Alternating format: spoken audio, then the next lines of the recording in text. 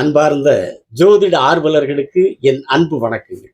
இன்று ஒருவருடைய ஜாதகத்தில் 4ஆம் பாவகாதிபதி 2ஆம் பாவத்திலே அமர்ந்திருந்தால் அந்த ஜாதகருக்கு என்ன பலன்கள் என்பதை சுருக்கமாக பார்ப்போமா? 1ஆம் இடம் லக்னம், லக்னத்துக்கு அடுத்து 2ஆம் இடம், அந்த 2ஆம் இடத்துல அடுத்து 2க்கு அடுத்து 3ஆம் இடத்தை விட்டுருங்க, 3க்கு அடுத்து 4ஆம் இடம், அந்த 4ஆம் இடத்திற்குரிய கிரகம் இந்த 2ஆம் இடத்திலே அமர்ந்திருந்தால் அந்த ஜாதகருக்கு என்ன பலன்கள் கிடைக்கும்? இந்த பலன்களை நம்ம கணிக்கிறதுக்கு முதல்ல அந்த 2ஆம் இடத்துல உட்கார்ந்து இருக்கிற 4ஆம் அதிபதி இருக்கிறார் அல்லவா, அந்த அதிபதியினுடைய நிலையை பார்த்துக்கணும், 2ஆம் பாவத்தோட நிலையை பார்த்துக்கணும். ஏன்னா ஏதாவது கிரகம் பார்க்குதான்னு பார்க்கணும். ஏன்னா பார்க்கிற கிரகத்திற்கு ஏற்ப பார்க்கப்படும் கிரகம் செயல்படும். சரி, 2ஆம் பாவத்தில் இருக்கிற 4ஆம் அதிபதி 4ஆம் அதிபதி 2ல் இருக்கிறார். ஒரு கிரகம் எங்க இருந்து பார்க்குதுன்னா அது பாவகத்தை மட்டும் பார்க்குதா, கிரகத்தையும் பார்க்குதான்னு ஆய்வுக்கு எடுத்துக்கணும். இதுக்கப்புறம் இந்த 4ஆம் அதிபதி உட்கார்ந்து இருக்கிற 2ஆம் பாவகம் இருக்குது பாருங்க, அந்த 2ஆம் பாவத்தினுடைய அதிபதி கிரகம் எங்க இருக்கிறார்னு பார்த்துக்கணும். அவருடைய நிலையும் ஆய்வுக்கு எடுத்துக்கணும். அந்த 2ஆம் அதிபதி எந்த நிலையில் இருக்கிறாரு? நட்பு வீட்டில் இருக்கிறாரா, பகை வீட்டில் இருக்கிறாரா, நீசமா இருக்கிறாரா, ஆட்சியா, உச்சமா, ராகு கேதுவோடு சேர்ந்து இருக்கிறாரா, 6-8 12 மறைஞ்சிருக்கிறாரா, ஏதாவது கிரகம் பார்க்குதா? அந்த 2ஆம் அதிபதி பார்க்கிற கிரகம் லக்னத்துக்கு சுபரா, லக்னத்துக்கு அசுபரா, இவைகளை முழுமையாக ஆய்வுக்கு எடுத்துக்கணும். ஏன்னா 2ஆம் அதிபதியுடைய நிலைக்கு ஏற்பத்தான் 4ஆவது பலன் தருவார் அவர் தசை வரும்போது. ஏன்னா 2ஆம் அதிபதி எந்த அளவிற்கு வலு குறைந்திருக்கிறாரோ அந்த அளவுக்கு குறைந்த பலன், எந்த அளவுக்கு வலுவாக இருக்கோ அந்த அளவுக்கு வலுவான பலன். அதனால ஒரு கிரகம் தன்னுடைய தசா புத்தியில பலன்களை தருதுன்னா அந்த கிரகம் அமர்ந்த வீட்டினுடைய அதிபதி கிரகம் தன்னுடைய நிலையை நல்லா ஆய்வு பண்ணிடும். அதற்கேற்பத்தான் பலன்கள். அப்போ 2ஆம் அதிபதியுடைய நிலைக்கேற்ப 2ஆம் பாவத்தில் அமர்ந்த 4ஆம் அதிபதி தன்னுடைய தசாபுத்தி காலத்தில் தன்னுடைய பலன்களை தருவார். இதுல இன்னொன்னு என்னன்னா, அந்த 4ஆம் அதிபதி 2ஆம் பாவத்தில் உட்கார்ந்து தன்னுடைய தசாபுத்தி காலத்துல பலனை தருகிற போது தன்னுடைய ஆதிபத்திய பலனை மட்டுமல்லாமல் தன்னுடைய காரகத்துவ பலனை மிகச் சிறப்பாக தருவார். தசை வரும்போது ஆதிபத்திய பலன் எந்த ஒரு கிரகமும் அது 12 அமைப்பு 1லிருந்து 12 வரைக்கும்னா என்ன ஆதிபத்தி வாங்குதோ அந்த ஆதிபத்தி பலனை தசா புத்தி வரும்போது தான் தருவாங்க, தன்னோட தசையில தான் தருவாங்க. ஆனால் அந்த தசா புத்தி வருகிற போது அந்த கிரகம், இப்போ புதன் 4ஆம் அதிபதினு வைங்க, 2ல் இருக்கிறார், சரியா? இப்போ புதன் 2லிருந்து தசா நடத்த போறார். என்ன பண்ணுவார்? 4க்குரிய எல்லா பலன்களையும் அந்த ஜாதகருக்கு கொடுத்துருவார். 4ஆம் ஆதிபத்திற்கு உண்டான பலன்கள் பூரா ஜாதகருக்கு கொடுப்பார். அதே நேரத்துல அந்த புதனுடைய காரகத்துவம் தன்மைகள் இருக்கும் அல்லவா, அதை சிறப்பா அதிகமா கொடுப்பார், வலுவா கொடுப்பார் தன்னுடைய தசையில. சரி, தசையில மட்டும்தானமா? அப்படி இல்லை. ஆதிபத்திய பலன்கள் 4ஆம் இடத்து பலன்கிறது அந்த 4ஆம் இட தசை வரும்போதுதான் அந்த கிரகம் தரும். ஆனால் அந்த கிரகத்தினுடைய காரகத்துவம் புதன் நம்ம உதாரணம் எடுத்துட்டோம் அல்லவா, அந்த காரகத்துவம் வாழ்நாள் பூரா அந்த ஜாதகருக்கு கிடைச்சிட்டே இருக்கு, வாழ்நாள் பூரா அந்த ஜாதகருக்கு கிடைக்கும். தசை வருகிற போது மிகுந்த அதிகபட்சமான, மிகுந்த சிறப்பான, உச்சபட்சமான காரகத்துவ தன்மைகளை அந்த கிரகம் அந்த ஜாதகருக்கு தரும். சரி, இப்ப 4ஆவது 2ல் இருக்கிறார், என்ன பலன்களை தருவார்? 4 என்ன? தாய், வீடு, வாகனம், சொத்து, தோட்டம், துறவு, விவசாய, கால்நடை, உற்பத்தி செய்யற தொழில், கல்வி நிறுவனங்கள், இதெல்லாம் 4க்குள்ள வருதா? அப்போ 4ஆவது 2ல் இருக்கிற போது 2ஆம் இடங்கிறது என்ன? தனஸ்தானம். ஒரு மனிதனுக்கு எந்த ஜாதகராக இருந்தாலும் அந்த ஜாதகருக்கு வருமானத்தை தரக்கூடிய, பணத்தை தரக்கூடிய ஸ்தானம். அதுல 2, 5, 8, 11, 4 பணஸ்பர ஸ்தானங்கள் வருது. அது 5 பூர்வீகத்தின் மூலமா வர்றது, 8 திடீர் அதிர்ஷ்டத்துல வர்றது, 11 கணக்கில் எடுத்துக்க வேண்டியதான். அது நம்ம அந்த பாவத்தை பத்தி பேசும்போது நம்ம அதை பார்த்துக்குவோம். இப்ப 4ஆவது 2ல் இருக்கிற போது தனஸ்தானம், 11 லாபத்தை கொடுக்கும், 2ஆம் இடம் வருமானத்தை கொடுக்கும். அப்ப 4ஆவது 2ல் இருக்கிற போது அந்த ஜாதகருக்கு வருமானம் எந்த வழியில் வரும்? 4ஆம் இடத்தினுடைய தன்மைகள் மூலமா வரும். இப்போ வீடு வாடகையின் மூலமா வருமானம் வரும். வீட்டை குறிக்கிறவர் அல்லவா, 4ஆம் இடம் வீட்டை குறிக்கும். அப்போ வீட்டின் வீடுகளை வாடகைக்கு தருவதன் மூலமாக வருமானங்கள் வரலாம். அப்ப எந்த அளவுக்கு வருமானம் வரும், எந்த அளவுக்கு வீட்டினுடைய அமைப்பு இருக்கு, அதுக்கு நம்ம சுக்கிரனை பார்த்தோம். அந்த ஜாதகத்துல சுக்கிரனுடைய வலுவை பொறுத்து, பலத்தை பொறுத்து அவருக்கு வீடுகள் அமையும், அதன் மூலமாக வாடகைகள் வரும். 2ஆம் அதிபதியினுடைய பலத்தை பொறுத்து அவருடைய வருமானத்தினுடைய நிலை கணிக்கப்படும். ஆமா, எனக்கு இந்த 4வது 2ல தான் இருக்குது. குடியிருக்கிறது கையகல வீட்டையே காணாம வீட்டு மூலமா வாடகை வருதாம, வாடகை விட்டுதாம வாடகை அப்படின்னு யாராவது கேட்கலாம். 4வது எங்களுக்கு 2ல தானப்பா இருக்குது. எங்களுக்கு எங்க குடியிருக்க கையகலத்து வீட்டை காணோம். அப்புறம் போய் வீட்டுல வாடகை எங்களுக்கு வருது. நாங்களே வாடகை வீட்டு இருக்கிறோமாமா அப்படின்னு யாராவது கேட்கலாம். அவங்களுக்கு 4ஆம் இடமும் கெட்டு போய் சுக்கிரனும் கெட்டு போயிருக்காரு. கடுமையான முறையில 4ஆம் இடம் பாதிக்கப்பட்டு சுக்கிரனும் பாதிக்கப்பட்டு. எங்க ஜாதகத்துல 4ஆம் இடம் சூப்பரா இருக்குது, ஒண்ணும் கெடல. சுக்கிரன் சும்மா ஜம்முன்னு இருக்கிறாரு. 4ஆம் இடம் ஜம்முன்னு இருக்குது, சுக்கிரன் கும்முன்னு இருக்கிறாரு. எங்களுக்கு எங்க வாடகைங்கானோ சொந்த வீட்டைங்கானோ வருமானத்தைங்கானோ அப்படின்னு கேட்கலாம். அவங்களுக்கு அந்த தசையே வந்திருக்காது. நல்லா இருக்கும், 4ஆம் இடம் நல்லா இருக்கும், 4ஆம் அதிபதி நல்லா இருப்பாரு, சுக்கிரனும் ஜம்முன்னு இருப்பாரு, நல்லா ஜம்முன்னு கும்முன்னு இருப்பாரு. ஆனா என்ன பண்றது, அந்த தசையே வந்திருக்காது. சிலர் பாத்தீங்கன்னா காலம் பூரா வாடகை வீட்லயே இருப்பாங்க. ஜாதகத்தில் பார்த்தா 4ஆம் இடம் சுக்கிரன் நல்லா தான் இருக்கும். வாடகை வீட்லயே இருந்து வாடகை வீட்லயே வாழ்ந்து போறவங்க எல்லாம் கூட இருக்கிறாங்க. அவங்களுக்கு தசையே வராது. எந்த ஒரு பலனும், அது நல்லதோ கெட்டதோ, ஒரு மனிதனுக்கு எதை கொடுக்கறதா இருந்தாலும், நல்லது கொடுக்கறதா இருந்தாலும் கெட்டதை கொடுத்தாலும் தசையில தான் கிடைக்கும். அப்ப தசை வரலைங்கிறப்போ என்ன ஜாதகத்தை பார்த்தா ஏகப்பட்ட யோகங்கள் இருக்கும், பார்த்தா அப்படி சூப்பரா இருக்கு. ஆனா கஷ்டப்பட்டு இருப்பாங்க. ஏன்னா வர்ற தசை பூரா வாட்டி வதைக்கிறதா இருக்கு. அது யாரா இருந்தாலும் சரி. நானே எத்தனையோ துன்பங்கள் நான் வாழ்க்கையில இப்ப கூட அனுபவிச்சுதான் இருக்கேன். அதனால அந்த தசை வருகிற போது நல்லதோ கெட்டதோ நடக்கும். அது எதுவா இருந்தாலும் தசை வர்ற போதுதான் நடக்கும். அதனால தசை 4ஆம் இடம் நல்லா இருந்து, 4வது நல்லா இருந்து, சுக்கிரன் நல்லா இருந்துச்சுன்னா அந்த அந்த 4ஆம் அதிபதி உட்கார்ந்த 2ஆம் வீட்டினுடைய அதிபதியினுடைய பலத்தை பொறுத்து, தசையனுடைய அமைப்பை பொறுத்து, லக்னத்தினுடைய வலுவை பொறுத்து, லக்னாதிபதியினுடைய அந்த பவரை வச்சு அவங்களுக்கு வீடுகள் அமையும்.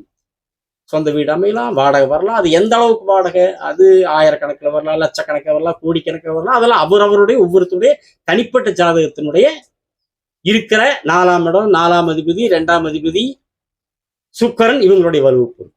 அதே மாதிரி வாகனங்கள் மூலமாக வருமானம் வரலாம். வாகனங்களை வாடகை கூட்டு அதன் மூலம் வருமானம் வரலாம். அந்த வாகனங்கள் வரும்போது அங்க சுக்கிரன், சனி, செவ்வாய் 3 பேர்த்தையும் ஆய்வுக்கு எடுத்துக்கணும். ஏன்னா சொகுசான வாகனத்தை வாடகை கூடுறாங்களா, சுக்கிரனை பார்த்துக்கணும். சரக்கேத்திர வாகனங்களை வாடகை கூடுறாங்களா, சனியை பார்க்கணும். கனரக வாகனங்கள், விவசாயத்துக்கு பயன்படுத்துற டிராக்டர், இதெல்லாம் வாடகை கூடுறாங்களா, அங்க செவ்வாயை பார்த்துக்கணும். அப்ப அந்த ஜாதகத்துல ஒருத்தருடைய ஜாதகத்துல எந்த கிரகத்தினுடைய ஆதிக்கம் மேலோங்கி இருக்கிறதோ அதனுடைய அடிப்படையில் அவங்க வாடகை அவங்களுக்கு வந்துட்டு இருக்கு.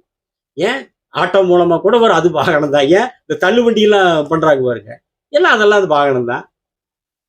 இப்போ அது அந்த அந்த ஜாதகத்துல அவங்களுக்கு எது சுக்கிரனா அழகு, சனியா சரக்கேத்துறது, செவ்வாயா பெரும் கனரக வாகனங்கள், விவசாய டிராக்டர், இப்படி அமைப்புகள் மூலம் அவங்களுக்கு அவங்கவுங்க ஜாதகத்தினுடைய அந்த கிரகத்தினுடைய மேலாண்மைக்கேற்ப, ஆதிக்கத்திற்கேற்ப, அந்த கிரகங்களுடைய பவருக்கேற்ப அவங்களுடைய லக்னங்களுக்கு அவர்கள் நன்மை செய்யக்கூடிய நிலையிலே அந்த ஜாதகத்தில் இருப்பதற்கேற்ப அவங்களுக்கு அந்த வகையில வருமானம் வரும். நாட்டுல எத்தனையோ லட்சக்கணக்கான பேருக்கு இந்த ஜாதக அமைப்பு இருக்கலாம், இந்த மாதிரி அமைப்பு இருக்கு. அப்போ ஒவ்வொருத்தருக்கும் ஒவ்வொரு வகையான அமைப்புல வரும். ஏன் அம்மா மூலமா கூட வருமானம் வரும். தாயை குறிக்கிறதல்லவா 4. அப்ப தாயின் மூலமா வருமானம் வரும். எப்படி அம்மா நல்லா அம்மா வேலை சொத்து இருக்கலாம், அம்மா வீடுகளா கடையில வாடகை கட்டி விட்டு இருந்திருக்கலாம், அந்த வாடகை மூலமா மகளுக்கு வருமானம் வரலாம். அப்படி தாயின் மூலமா வருமானம் வரும். தாயின் மூலமா நல்ல ஆதாயங்கள் கிடைக்கும். 4ஆம் இடம் 4ஆம் அதிபதி 2ல் இருக்கிற போது அந்த மாதிரி வருமானம். நீங்க யூடியூப்ல நான் அண்மையில பார்த்தேன், நீதிபதி அவர் பேட்டியில் கொடுத்திருந்தாரு. நீதிபதி ஆகிறப்ப முதல்ல 750 ரூபாய் சம்பளம் மாசம். ரிட்டையர் ஆயிட்டார், 2.5 லட்சம் ரூபாய் சம்பளமாமா கடைசியா ஒரு ரிட்டையர் ஆகிறப்ப. இப்ப மாசம் 75,000 ரூபாய் பென்ஷன் ஓய்வூதியம் வந்துட்டு இருக்கு. சரி, மாசம் 75,000 வருது, 2.5 லட்சம் சம்பளம் வாங்கியிருக்கிறாரு, நல்ல வசதியா இருப்பார், 70,000 வருமானம் வருது. இந்த 60 வயசுக்கு மேல அவர் பாட்டுல நிம்மதியா அமைதியா இருந்துட்டு வாழ்ந்துட்டு போலாம்ல. விவசாயத்தை பார்த்துட்டு மாடை வளர்த்தி மாடு மேய்க்கிறாரு, அவரே மாட்டை பராமரிக்கிறாரு, விவசாயத்தையும் பார்த்துக்கிறாரு. அவர் பேட்டியில கூட கேட்கறவங்க சொன்னாங்க, நீதிபதியா இருந்திருக்கிறீங்க, மாசம் 75,000 வருமா, இது வருது, ஓய்வூதிய பென்ஷன் வருது, இப்படி இருக்கிறீங்க. ஏன்? அதனால என்ன? அதனால என்ன? கோமணத்துல இருந்து தான் நான் கோர்ட்டுக்கு போனேன். அருமையா சொல்லியிருந்தேன். கோமணத்துல இருந்து தான் விவசாயங்கிறது கோமணம். விவசாயம் கோமணத்துக்கு விவசாயம் பண்ணுவாங்க. கோமணத்துல இருந்து கோர்ட்டுக்கு போனேன். கோர்ட்டு வேலை முடிஞ்சது. கோமணத்தை கட்டிட்டு வந்துட்டேன். அதான் நாலுல தான் எல்லாமே இருக்கு. நாளின் மூலமா தான் நீதிபதியா இருக்கிறார். கல்வியின் மூலமா. குருவனுடைய பலத்துக்கேற்ப அவர் நீதிபதியா இருக்கிறார். அதே நாளுக்குள்ளதான் மாடும் வருது, ஆடும் வருது, எருமை வருது, தோட்டம், கிணறு, விவசாயம் எல்லாம் நாளுக்குள்ளதான் வருது. அப்ப அந்த நாளின் மூலமாவே, கல்வியின் மூலமா, குருவனுடைய மேலாண்மையோட நீதிபதி ஆயிருக்கிறார். இப்ப நீதிபதி ரிட்டையர் ஆயிட்டு அந்த நாளுக்குண்டான விவசாயம், கால்நடை வளர்ப்பில் ஈடுபடுறார். இதுதான் கிரகம். அந்த கிரகம் எப்படி வேணாலும் ஒரு மனிதன் வாழ்றான்னா அந்த கிரகம் தான் நடத்தும். ஒருத்தர் அப்படியே நீதிபதியாச்சு, அது கௌரவமா நாம நீதிபதியா இருந்துட்டு அப்படியா, அதுவும் கிரகம் தான் நடத்தும். இப்படி நீதிபதியா இருந்தேன்னா நாம கோமணத்துல இருந்தாலும் கோர்ட்டுக்கு போனோம், வாடா, அதுவும் கிரகம் தான். ஒவ்வொருத்தனுடைய, ஒவ்வொரு மனிதனுடைய ஒவ்வொரு நொடியினுடைய செயலையும், எண்ணங்களையும், சிந்தனைகளையும் அத்தனை அது கிரகம் தான் செயல்படும். இன்னொரு கூட யூடியூப்ல ஒரு பட்டதாரி, படிச்ச பட்டதாரி, மாடு மட்டும் கால்நடை வளர்த்து அதுல மாசம் 1.5 லட்சம் சம்பாதிக்கிறாங்க. வேலை போல, படிச்ச வேலைக்கு போட மாடு வளர்த்துறாரு, அதுல மாசம் 1.5 லட்சம் சம்பாதிக்கிறாரு. அந்த நாளுக்குள்ளதான் அது வருது. அவர் படிச்சு வாங்கின பட்டம் 4ஆம் இடத்துக்குள்ளதான் இருக்குது. அவர் வளர்த்துற மாடும் 4ஆம் இடத்துக்குள்ளதான் இருக்கு. அப்ப கல்வியும் அந்த ஜாதகருக்கு, பட்டதாரி படிப்பு கல்வியும் அந்த 4ஆம் அதிபதி 4ஆம் இடம் கொடுத்துருக்கு. இப்ப அவர் மாடு வளர்த்து மாசம் 1.5 லட்சம் சம்பாதிக்கிறார். அதனால கடவுளுடைய அந்த படைப்பினுடைய ரகசியம் இருக்குது பாருங்க. உலகத்துல எந்த ஞானி இது வரைக்கும் கண்டுபிடிக்க முடியல, எந்த ஞானியில கண்டுபிடிக்க முடியாது. அது எந்த சக்தி, அது எப்படி இருக்கும், ஏன் இப்படி பண்ணுது? நம்ம போய் கடவுளை, நம்ம தமிழர்கள் கண்டுபிடிச்ச சிவபெருமான், நம்ம நாட்டுல கண்டுபிடிச்ச சாமிதான் சிவன், முருகன் எல்லாம். சிவனை போய் நம்ம இவருதான் சிவன், இவருதான் கடவுள். ஒரு காலத்துல சூரியனுக்கு பேர் தான் சிவம், சிவப்பாக இருப்பது சிவம்னு வச்சான். அந்த சிவத்தை தான் நம்ம அடையாளமா சிவபெருமான கும்பிடுறோம். நாம தான் அந்த சிவபெருமான்கிற கடவுளையே இந்த உலகத்துக்கே கொடுத்த தமிழன். இப்ப நம்ம போய் கும்பிட்டுக்கலாம், கேட்டுக்கலாம், அவ்வளவுதான். அவரு சிவபெருமான் எந்த நேரத்துல யாருக்கு எப்படி என்ன அமைப்பை கொடுப்பார் என்பதை யாராலும் கணிக்க முடியாது என்று கூறி, 4ஆம் அதிபதி 2ஆம் பாவத்தில் இருக்கிற போது 4ஆம் அதிபதியினுடைய தன்மைகளுக்கு ஏற்ப, 4ஆம் அதிபதியினுடைய காரகத்துவங்களுக்கு ஏற்ப ஒவ்வொருவருடைய தனிப்பட்ட ஜாதகத்தில் அந்த 4ஆம் இடத்தினுடைய அமைப்பில் எந்த கிரகம் மேலோங்கி இருக்கிறதோ அந்த கிரகத்தின் மூலமாகவும், அந்த கிரகத்தின் வழியாகவும், 2ஆம் அதிபதியின் வலுவுக்கேற்பவும், லக்னாதிபதியினுடைய வலுவிற்கேற்பவும் ஒவ்வொரு ஜாதகருக்கும் அந்த கல்வியாகட்டும், அல்லது கால்நடையா, அல்லது விவசாயமா, கல்வியின் மூலமாக வர்றாங்களா, படிச்ச படிப்பின் மூலமா வர்றாங்களா, படிச்ச படிப்பின் மூலமா பெரிய உத்தியோகத்துக்கு வர்றாங்களா, எல்லாமே அந்த தனிப்பட்ட ஒவ்வொருத்தருடைய ஜாதகம் தான் தீர்மானம். அரசு துறையில வர்றாங்களா, சூரியனை பார்த்து. ஒரு வக்கீலா வர்றாங்களா, சனியை பார்த்து. இப்படி கல்வியின் மூலமாகவும் 4ஆம் அதிபதி 2ல இருக்கிற போது வருமானத்தை தருவார்.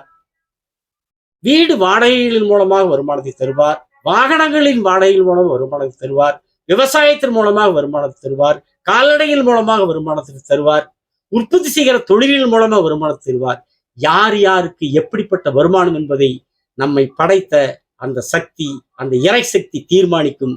அது எதுன்னு பார்த்து ஆய்வு செய்யறதுக்கு வேலையைத்தான் ஜோதிடருக்கு ஆண்டவன் கொடுத்திருக்கிறான். அந்த வேலையை ஜோதிடர்களாகிய நாம் அந்த வேலையை செய்வோம். எந்த அளவிற்கு நமக்கு ஜோதிடர்களுக்கு எந்த அளவிற்கு கடவுள் அந்த ஜோதிட அறிவை கொடுத்திருக்கிறாரோ அந்த அறிவுக்கேற்ப நாமும் செயல்படுவோம்.